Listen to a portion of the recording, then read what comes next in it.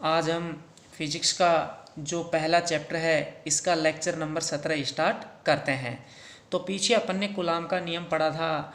तो जो कूलाम का नियम पढ़ा था उससे संबंधित कुछ महत्वपूर्ण जानकारी हम यहाँ पर पढ़ेंगे। छोटा सा टॉपिक है, तो टॉपिक यहाँ पर है कूलाम नियम से संबंधित महत्वपूर्ण जानकारी।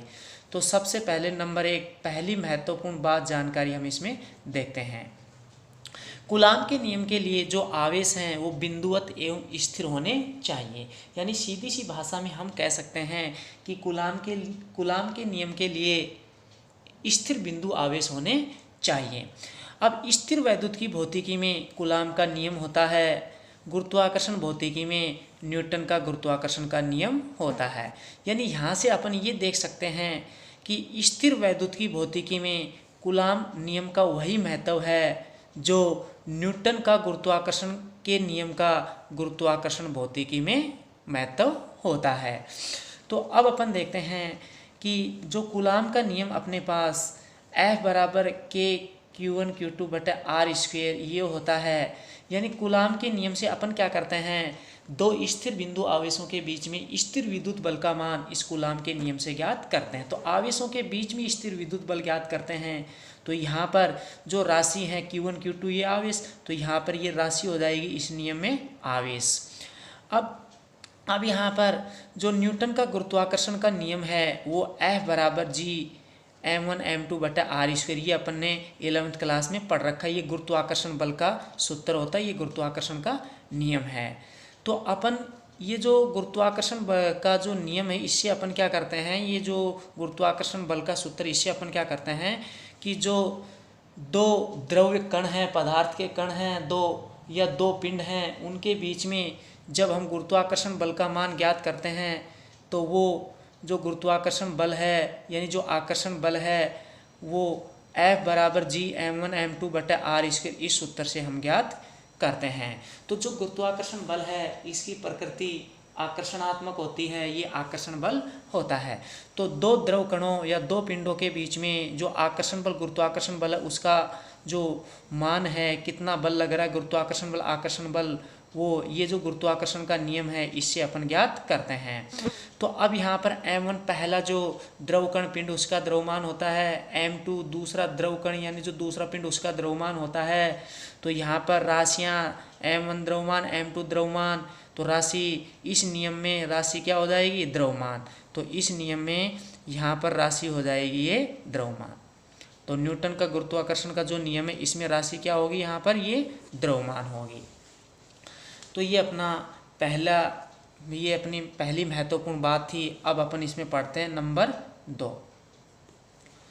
कूलाम का जो नियम है वो केंद्रीय बलों को व्यक्त करता है, केंद्रीय बलों को व्यक्त करता है कूलाम का नियम। अब तीसरी अपन इसमें पढ़ते हैं कि यहाँ पर इसमें पढ़ते हैं कि जो स्थिर विद्युत बल होता है वो गुरुत्वीय बल से अधिक प्रबल होता है।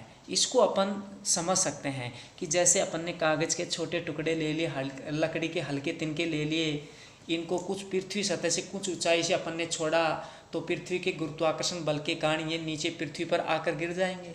लेकिन अपन ने कोई भी एक आवेशित छड़ ले ली, उस आवेशित छड़ को अपन क्या करेंगे, कागज़ के छोटे टुकड़े लकड़ी के हल्के तिनके के पास अपन लेकर जाएंगे। तो ये जो कागज़ के छोटे टुकड़े लकड़ी के हल्के तिनके हैं ऊपर उठकर इस आवेशित छड़ से क्या हो जाएंगे, चिपक जाएंगे, यानी इसी से क्या हो जाएंगे, आकर्षित हो जाएंगे। तो ये जो आकर्षित हो रहे हैं, इससे चिपक रहे हैं, ये स्थिर विद्युत बल के कारण हो रहे हैं। तो जबकि यहाँ पर गुरुत्वाकर्षण बल तो क्या है, पृथ्वी की ओर नीचे की ओर है, लेकिन स्थिर विद्युत बल के कारण ये क्या हो रहे हैं, छड़ आवेशित होने के कारण ऊपर इससे चिपक रहे हैं। तो अपन यहाँ से कह सकते हैं कि जो स्थिर विद्युत बल है वो गुरुत्वीय बल से अधिक प्रबल होता है। तो ये 3 हो गए अपने पास। अब इसमें अगला लास्ट अपन देखते हैं, इसके अंदर नंबर 4 चौथा अपन पढ़ते हैं। कूलाम का जो नियम होता है वो 10 की घात -15 मीटर से अधिक दूरियों के लिए लागू होता है। यानी जब स्थिर बिंदु आवेशों के बीच की दूरी 10 की घात -15 मीटर से अधिक होती है तो वहाँ पर कूलाम का नियम लागू होता है। तो जो मौलिक कण होते हैं जैसे प्रोटॉन अपने पास है, व इलेक्ट्रॉन अपने पास है, तो प्रोटॉन व इलेक्ट्रॉन ये जो मौलिक कण हैं इनके जब बीच की दूरी 10⁻⁻15 मीटर से अधिक होती है तो इनके लिए भी वहाँ पर कूलाम का नियम इस अधिक दूरी के लिए लागू होता है। जब आवेशों के बीच की दूरी 10⁻⁻15 मीटर से कम होती है तो वहाँ पर ये कूलाम का नियम लागू नहीं होता है। तो 10⁻⁻15 मीटर से 10⁻⁻15 मीटर से कम दूरियों के लिए जो बल उपस्थित होता है, जो बल वहाँ पर होता है, उस बल को अपन क्या कहते हैं? नाभिकीय बल। उस बल को अपन क्या कहते हैं? नाभिकीय बल कहते हैं। और 10⁻⁻15 मीटर से अधिक दूरियों पर जो स्थिर बिंदु आवेश होते हैं उनके बीच में वहाँ पर स्थिर विद्युत बल लगता है, यानी कूलाम का नियम लागू होता है। लेकिन 10⁻⁻15 मीटर से कम दूरियों के लिए जो बल उपस्थित होता है उसे अपन क्या कहते हैं? नाभिकीय बल कहते हैं। तो ये जो छोटा सा टॉपिक है अपना, ये टॉपिक कंप्लीट हो गया है। ये जो अपना चैनल है इसको आप सब्सक्राइब कर लें, पास में जो बेल आइकन है उसको प्रेस कर लें ताकि जब भी अपन नई वीडियो अपलोड करें तो उसका नोटिफिकेशन आपको तुरंत मिल जाए।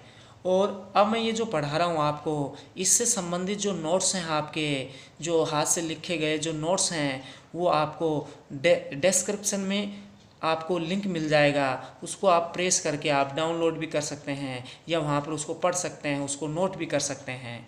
तो इस लेक्चर में इतना ही, इससे आगे अपन अगले लेक्चर में स्टार्ट करेंगे।